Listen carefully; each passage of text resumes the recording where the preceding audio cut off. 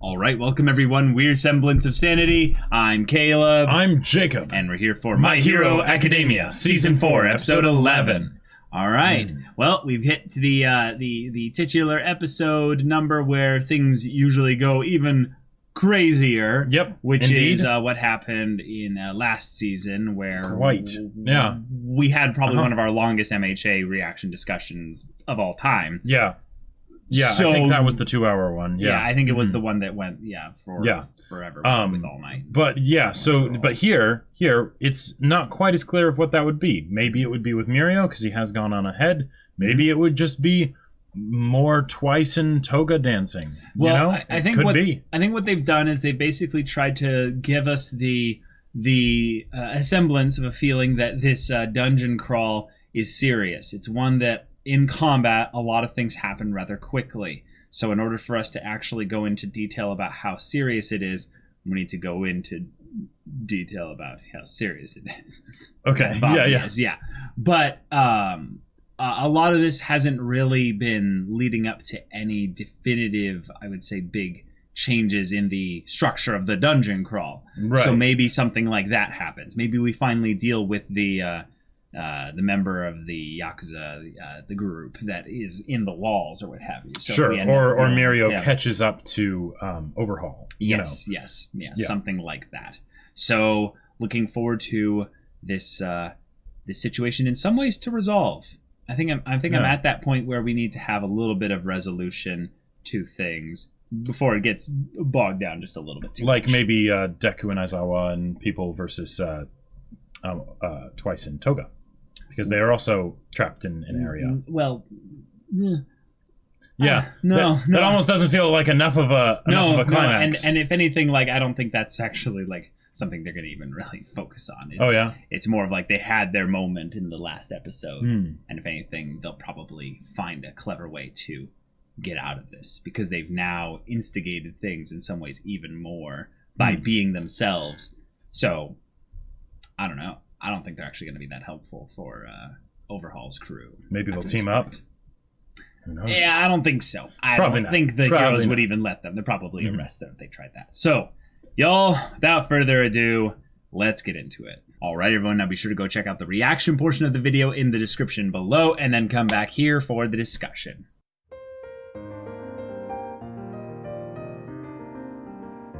Okay. Freaking Mirio, y'all. Yep. That is how you do a fight where you know the outcome. Right. Where you know the outcome. Yep. And MHA does this all the time. Once they showed the bullet in the beginning, I was like, Right, and you know exactly how you stop someone that can phase. Well, but the thing is, it shouldn't have worked unless... Okay, you attack someone that you have to attack someone else and make them that choose doesn't have phasing. To use their body as a human shield. Yep. But Yep. But it literally would not have worked if he had, no Eri there. Yeah. Like if Eri wasn't there. Like if he had basically separated himself, this is another thing. If he had separated himself from his partners and been like, keep using them to stall back and work on that there, then Mirio in a one-on-one would beat Overhaul. Yeah. We saw it. In a lot of ways, Overhaul didn't beat Mirio. Yeah. Overhaul lost to Mirio. It was his buddy coming back who was his fanboy who, couldn't bear the idea of and the only reason losing. That guy wasn't taken out was because he had been discombobulated by the sloshed quirk. Right, from the sloshed quirk. So, which, okay, I gotta say, this episode was amazing because it was essentially just kind of a fight. Like the fight beforehand with the Mimic guy. Yeah, okay, cool. We basically resolved it. But it was already over once he went crazy and rampaged with his quirk. Right. And we just got to see how it happened exactly. Yeah. Just Deku, Night-Eye, Toga, and Twice being the instigators of the whole thing. But letting the heroes know, hey, we did this. You're welcome. Yep. Have a good one with him. Peace. We're out. Yeah. like Toga basically going, Janet, like just be like, no. Bye-bye. Bye-bye. Yeah. as the panel's going down. Yeah, exactly. But then Mirio making it there, being tired. Yeah. And, wow. Wow. I feel like we deserve extra Mirio focus, like when all this is over. Oh, definitely. We can't not get it because they need to deal with the ramifications of the fact that he now is the first person to have their quirk taken away for good. There you go. That's not really true. That all for one, Jacob. Well, there's been tons of people having their quirk taken away for good. Okay. In fact, in the show, they've shown multiple people have that. Okay, but I know what you mean. It's the first time a student that we've seen on screen has had a character death. Right. It's not a character death in the strictest sense of the word. But it's a character death. This is how you do kid character deaths in a hopeful kind of positive show for the most part. Right. And have it not be an actual death. Right. But it was amazing. Oh, and the fact that Overhaul wasn't the one who did it, that makes it so much better. Because it's the idea that basically he doesn't get the satisfaction of thinking, my clever thinking, you stopped this guy. Yeah, right? You weren't able to fix him. Right. You weren't able to cure him of his disease. Even in the bad touch versus the no touch, even though he still had to make contact with Overhaul, Overhaul wasn't good enough at using his own quirk in order to reflexively affect him when the punches would make contact. Right. Like, yeah. I think this is the arc of just showcasing boys being men. Like that is this arc essentially. Yep. We have fanboys being men. We have like Kirishima and Mirio and Tamaki just being men. Like they're just being awesome. Yeah. And then you have also in some ways the when I said fanboys, I mean like Night Eye in a lot of ways, Sure. And Deku. Deku as well. Yeah. And well, and one of the things that and in a lot of ways you could say that all of them are fanboys. Or were fanboys, right? Yeah. But they're not anymore, right? Yeah. Yeah. They blended in a little Chisaki Overhaul backstory the Mirio backstory. Yes. Well, not blended it together with the two of them, but in this episode. Mm-hmm. So Overhaul had this idea for a while, or some semblance of it. Right. But his Yakuza master, boss, father, what have you, was against it and said that you would lose your chivalry, your honor, essentially. Right. Now, what I'm having a hard time not drawing I can't not draw a parallel to Kirishima, being the chivalrous, hero, inspired by was it Crimson Riot? Yeah, Crimson Riot. Mm-hmm. The idea of what it means to be a man, in a lot of ways, might be actually being a little like very subtle My Hero Academia theme just underneath there. I mean, did you see that? The idea of them talking about how emotions are things that you cast away in the midst of this whole thing here to do what needs to be done. And then Overhaul, who needs to win this fight, but also needs Eri for his plan. If Mirio had let her get shot, that would have saved, in some ways, Eri. Because she wouldn't have been useful to Overhaul. Unless it doesn't work on Eri because it's part of her. We don't know that. But we don't know. There's no way of knowing. And this isn't a bullet that penetrates all the way through the body. It is a dart more than a bullet. Yeah. But of course Mirio didn't know that, right? No. So yeah, he's fully ready to take a real bullet hit. Mm-hmm. But it's the idea that in terms of what his priority was, he had made up his mind on that. There was no element of like logic in it. It was just a decision that he made because he's going to make it so that she never cries again, so she's never sad again. Mm-hmm. And he no longer really will be the one of the big three. He won't be the shining example of what it means to be like a student hero that is like a pro hero at in ability and heart. So, oh boy, yeah. I hope they keep, in some ways, I'm a little bit of a masochist for this, but I hope they keep actually adding to the list of quirkless, amazingly inspirational characters that will be on the sidelines. Like Deku's mom, All Might, now Mirio.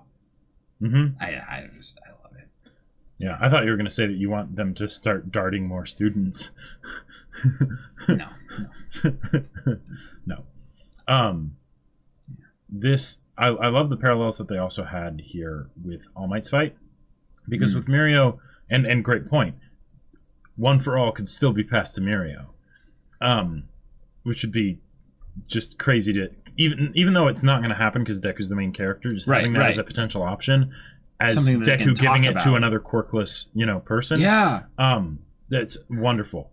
But the idea that Mirio wanted to be like All Might, but felt he wasn't, worthy, basically, right?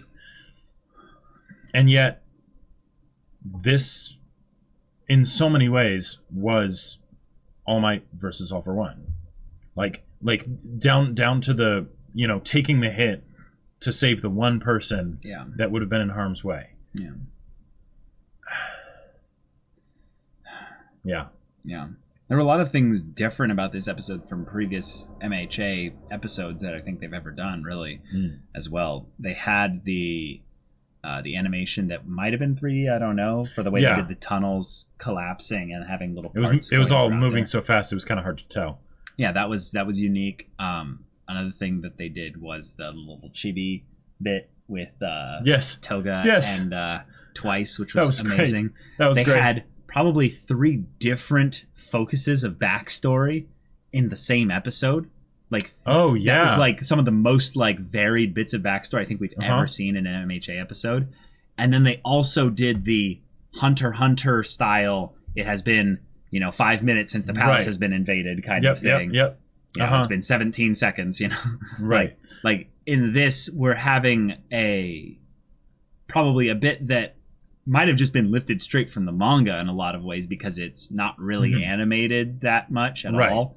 It's just still images kind of shifting slightly of him taking on 2 or 3 of them. Actually, no, probably 2 of them. Yeah. They said 2 on 1. Yeah. But the weird thing is that we only really saw Overhaul's quirk being used. So that's what was his true. name? Chronostasis. Yeah, I think he had the Chronostasis quirk. What was his? I think they said, I don't want to get hit with his quirk. Right, if he has the quirk that I think he does, yeah.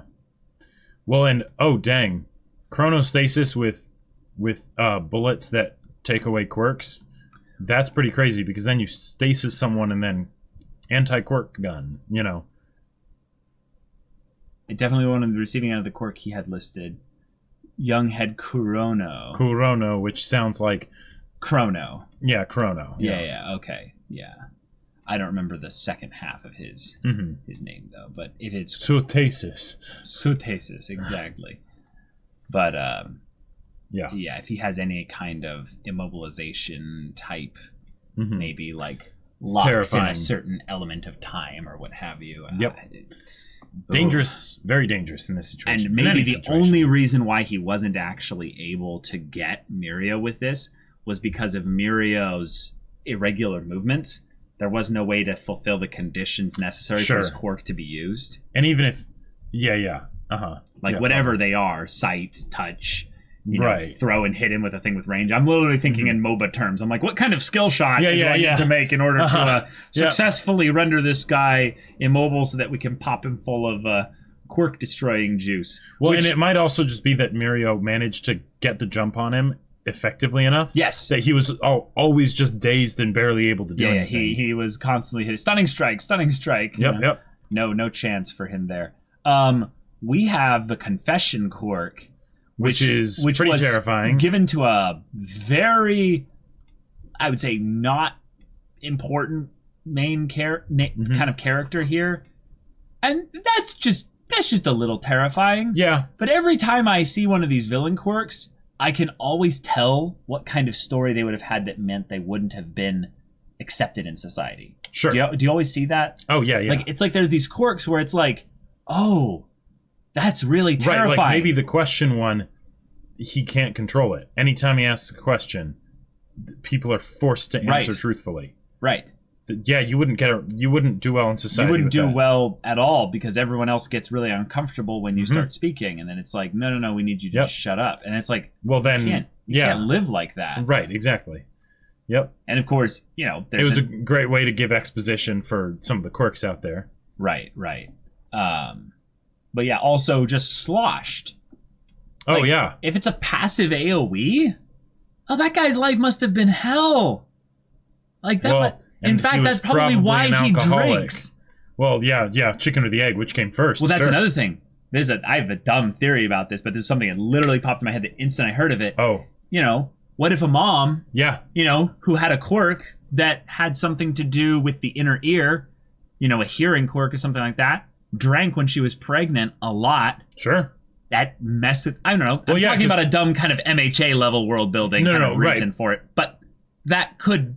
that literally could be it. Well, especially given the fact that quirks develop from a very young age. Yes. So why would a 4-year-old have some drinking element to their quirk? Right. Yeah. Just saying. Mm-hmm. Yep. Then the fact that they have this bit where Overhaul's like, hey, you get it. She doesn't want you to save her. And then almost immediately I was like, oh, this is bad. This is a perfect way to, get Mirio here. And I wonder if this is why he actually had these two here. Is he's like, all right, we need a quirk that can get all the pesky people that are hard to pin down, Passive AoE. Just stand in a narrow area, and your AoE hits everything that passes through this area. Mm-hmm. They won't notice you because you'll be up in the rafters. And then suddenly they'll be walking and then, Yep. Okay, Have you ever had a fever that hit 103 or 104? Yes, I started seeing KOTOR overlays on all the doors. Yeah. Okay. Yep. Did you ever try to walk, though? I stopped very quickly. You stopped very quickly, right? Yeah. It's terrifying. Yeah. So when you have a fever at that high point, you lose control of a lot of body functions. A lot of them. But one of the ones I experienced the most of was my sense of equilibrium. And I have had a nightmare probably that's been recurring like once a year ever since this point because of how terrifying it was. The nightmare is that I'm on a pin needle that is above a void that I can't tell the depth of, and I have to stand on it and balance. Oh. And I don't know what I'm balancing against, and I don't know what's up or down, but I know that this down there is bad. Oh, so I have to rely on this. I can't just jump off into nowhere. So there's no up or down, and then I'm slowly sinking into the needle from my foot down. My bare foot is slowly sinking. It is one of the most horrifying nightmares I've ever had. But the reason why I had that nightmare was because, like, literally the night before I had it, I had a 104-degree fever. So this is obviously a hallucination-inspired nightmare. But I was walking down the hallway of our house to my room to go to bed. And then the equilibrium was lost all of a sudden, and the hallway went like this. And the panic that was in me at the time where I realized that my world was spinning and all I could do was hang on to a railing. Adrenaline kicked in. My dad, I don't know how old I was, but I was probably a teen at the time. Okay. But my dad was telling me to calm down and stop yelling because apparently I was screaming for someone to help me. Because I was literally feeling like I was getting spun and torn about. Like my insides felt like they were getting torn in every direction. Well, I've had dreams where it's where the equilibrium is off, right? Where the laws of physics, gravity, and things like that, friction just don't really work, right? Yeah. And that's terrifying. I can't imagine what it would be like to have that when you're awake. Yeah. And now this guy just suddenly has it come on him there, and at the very least, it's something where, drunkenness. It's more drunkenness, but yeah, I tell you, that's just terrifying. Also, the combination here is rather cool. You have basically the badass, like, detective kind of style, but then he's a Dark Avenger, like, kind of fanboy. Overhaul. Like, I serve him. I live to serve him. I want to follow him. I was the first to be, put into, what was it? His ambition or what have you. Right. Mm-hmm. But yeah, then there's actually a total sociopath as well. I loved his line also of, all that's left is his heart. Hearts are the same as brains. What does he say? We attack his heart. Yeah. But he says if you jostle it around a bit, it'll stop him in his tracks, basically. Where is it? He says it here. Just shake it up a little and he'll stop in his tracks. Yeah. And I just thought that was great foreshadowing. That felt like some Johan attempted stuff right there, where it's like, get them to admit to the darker sides of themselves to, throw them off. And it's like, yeah, it worked for about half a second on Mirio. And I mean, he made his resolution on this a long time ago, back when he had to say goodbye to Eri for the first time. Yeah. So, oh boy. This was a brilliant way to display how amazing Mirio is, and yet how terrifying Overhaul is. And this was the strongest person they had against Overhaul in the entire group, other than Aizawa. Yeah. And I'll just say, if Aizawa is the one to end all this, I'm going to be really surprised. Because in a lot of ways, I feel like the really terrifying thing is that, like, Mirio was really the only one at this point who could stop Overhaul. Well, I feel like Aizawa with someone else, right? Aizawa with a gun or Aizawa with someone else. Like, I could see Aizawa doing something where he cancels the quirk and then Deku... Sure, or... I would say Rocklock and Aizawa with Deku being a great distraction. Well, or Deku just being the one to finish her after he's set up to take the hit, Sure. Like, sure. Because, suddenly Overhaul can't defend himself. Cool. A solid, punch or kick from Deku. Right. He's done. Yeah. Okay. Yeah. But, so Deku's there. Really Deku's there. They have an amazing fight that leads towards Mirio fighting for a third of the fight completely quirkless. I am amazed by that. Also, I gotta say, I absolutely love what they did of showing Mirio's backstory and his dad basically being like, not wanting to be a hero, but you know what? Yeah. You want to? Yeah, I'll train with you. I'll help you train. That was awesome.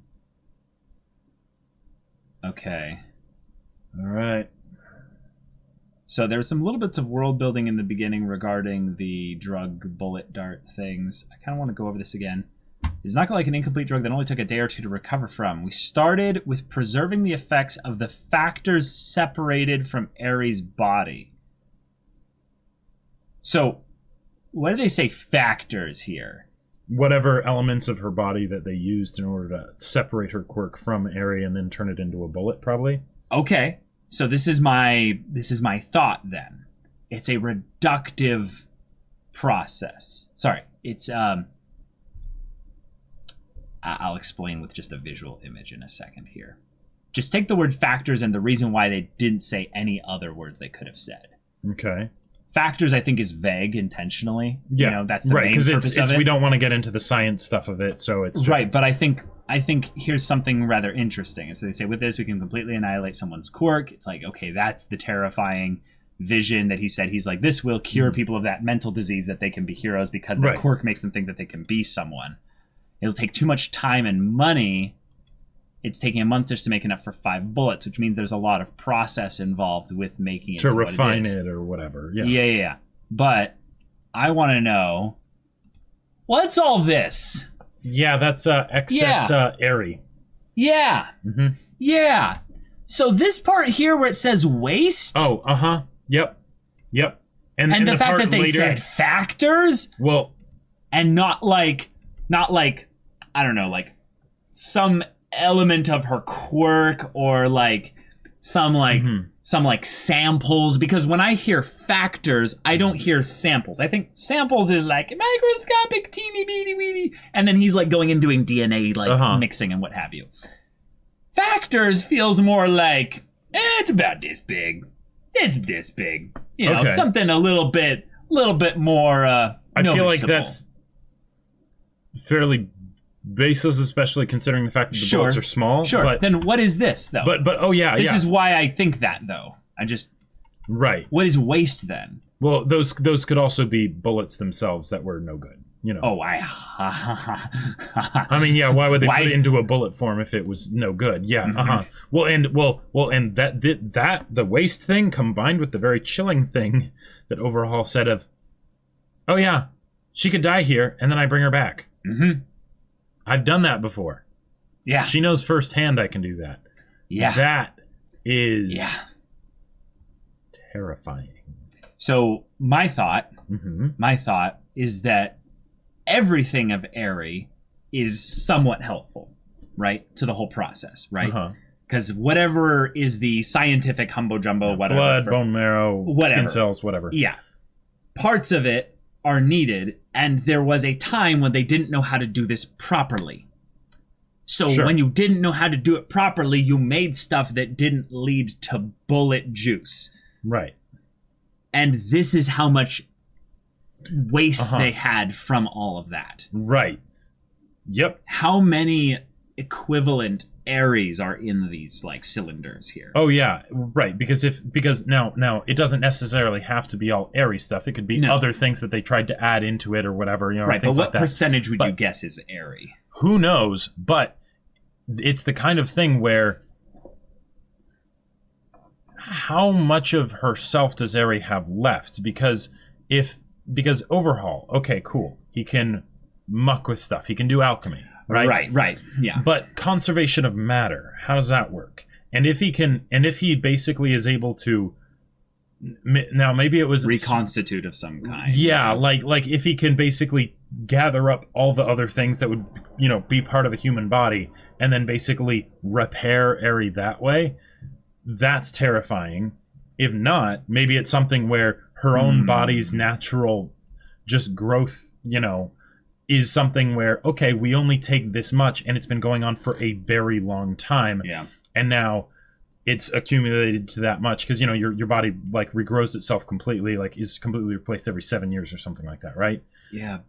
But I don't think they've been doing this for that long. Probably not. I think maybe a couple of years. Yeah, maybe chilling. Maybe as long as she's been alive. Mm-hmm. But I highly doubt that because the quirks only show up around age 4. Sure. So at the very least, I'd say the max they've been doing it since she was 4. Which wouldn't be more than 5 years, maybe. Yeah, maybe. Yeah. I don't know how old she is, but like. Yeah. Yep. Like it's not a long time for, what I would assume to be microscope type experiments where you're not doing things that require much mass. Right. Because they don't seem to have any superpowered generators or anything like that. Right. So there's probably a lot of that stuff that's like they made actual devices and then tried to test them and it didn't work, That could be a bit of it, but like that probably has also to do with the fact that they're in cheap facilities, so they have to do more basic scientific method stuff rather than like doing some sort of scan of like this sample interacts with quirk matter this way, Right. My general thought is that if they had junk that was parts, basically, like mechanical parts or what have you, it would be a waste of time and space to save it in a thing marked waste.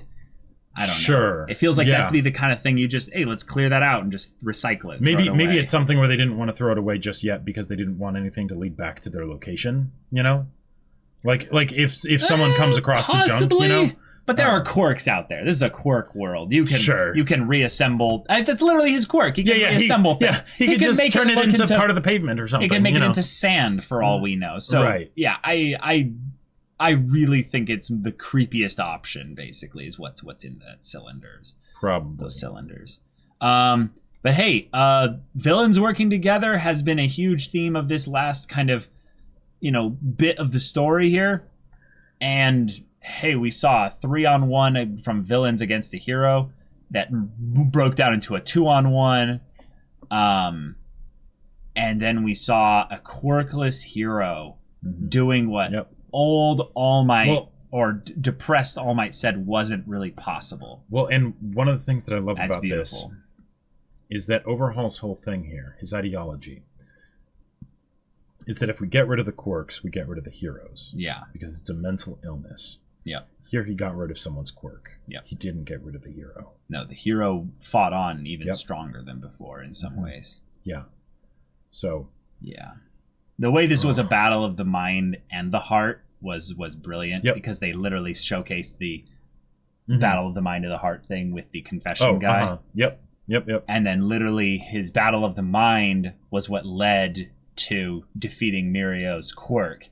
But it was the battle of the heart that led to Mirio fighting on long enough for Deku to arrive. Yeah, because 5 minutes is a long time. Is a very long time. Is a very long time. If he had gone down when he lost his quirk, Overhaul would have taken Eri and they would have been gone. Yep. Because he fought like that, now we have a chance. Yep. And hey, this has been a very, very unique form of linear storytelling for MHA. Like, it's literally a linear, dungeon crawl, hallway fight kind of thing. Yeah. Cool stuff. And now we have our first student casualty of sorts. Yep. And I'm really interested to see how Mirio handles this moving forward. What kind of character does he become? Right. What kind of character does he become, and what kind of conversations does he have with the other students? Because that is going to be a serious rude awakening for everyone as they realize, oh my God, that's right. We're heroes. There's a reason it's called Hero. We are putting ourselves on the line here. Yeah. What if? And there are real permanent just consequences. First, though, with regards to the other bullets, though, because just one was fired, right? Yep. Mm-hmm. So because the other bullets that were being fired were just regular guns. bullets. Yeah. So yep. Mm-hmm. Yep. Okay. Oh boy. Y'all, thank you so much for watching this episode's reaction and discussion. If you want to see the next episode's reaction and discussion right now, you'll have to wait just like us because we're watching these week to week with the release time. But if you want full-length timer reactions, go check out the link in the description below for our Patreon. You can get any level of support gets you access to our Discord where you can chat with us and the community there about MHA. There's anime onlys and manga people in there, and you can talk with us about other stories, anime, also Jacob's sci-fi novel that he wrote. Yep. So I wrote a sci-fi novel, if you haven't heard of it yet for some reason. It's called Battle Lines. It's available for purchase on Amazon. Link in the description below in both hardback and ebook. Whichever works best for you, check it out. Yeah, so if any of that interests you, we'll see you there. But until then, we're Semblance of Sanity. I'm Caleb. I'm Jacob. And we'll see you all next time.